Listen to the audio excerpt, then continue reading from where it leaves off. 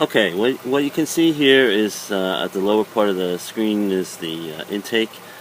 I'm noticing that I'm getting some suction and blowback when I crank it, and I've been trying to use the starting fluid on it, and I'll show you exactly what I'm talking about, but I have to use both hands. So anyway, here we go. Alright, you want to give it a shot?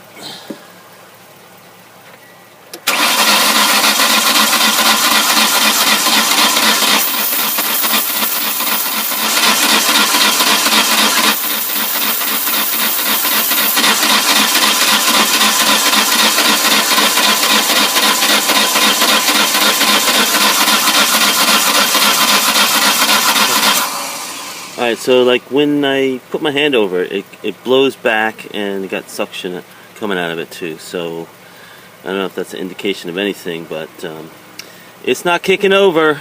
Alright, thanks. Bye.